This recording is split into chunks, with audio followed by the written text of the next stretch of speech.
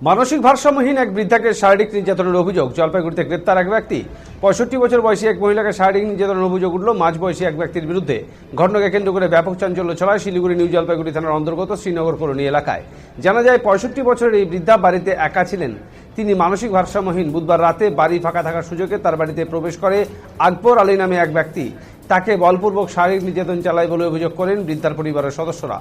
জানা গেছে বৃদ্ধা মাকে খাবার দিতে আসলে ঘটনাটি তার মেয়ের নজরে আসে। মেয়ের চিৎকারে স্থানীয়রা ছুটে এসে অভিযুক্তকে হাতে নাতে ধরে ফেলে। এরপর তাকে নিউ জলপাইগুড়ি থানার পুলিশের হাতে তুলে দেওয়া হয়। পরিবারের তরফে থানায় একটি লিখিত অভিযোগও দায়ের করা হয়েছে। ধৃত ব্যক্তির নাম আকবর আলী। পুরো ঘটনার তদন্ত শুরু করেছে পুলিশ।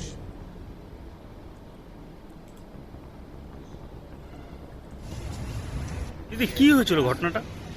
ঘটনাটা কি হয়েছিল, আমার মেয়েকে আমি পড়তে দিতে যাই রোজ দিন 5টার দিকে। তো আমার মার মেন্টালি, আমার ভাইও ওরকমই। তো 5টার দিকে পড়তে দিতে যাই, আমি রোজ দিন আমি মাকে দেখতে যাই এবং মাকে আমি দেখাশোনা করি। তো আজকে আমি রোজ দিনের মতন আজকে দেখতে গেছি।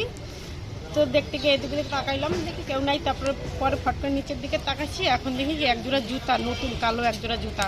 তো দেখি ঘরের দিকে তাকাই, দেখি ঘরটা বন্ধ, দুইটা ঘরেই বন্ধ। তো মা ভিতর থেকে বলতেছে ছাড়ো ছাড়ো, আমাকে আমাকে ছাড়ো। তখন আমি মা করে চিল্লাইছি, এই কেড়ে ঘরে কেড়ে বইলে আমি 2 লাথি মেরে ঘরের দরজা ভাঙছি।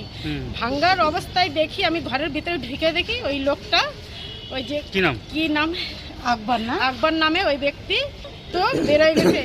আমি বলছি তুই ঢুকছিস কেন আমাকে মারতে উঠছে। আমি ভয়তে বেরোই, আমি পাশে দোকান ছিল কাকুর, আমি বলছি কাকু ধরো ধরো ধরো বলে তখন পাড়ার লোক জড়ো হয়ে তখন আসছে সবাই।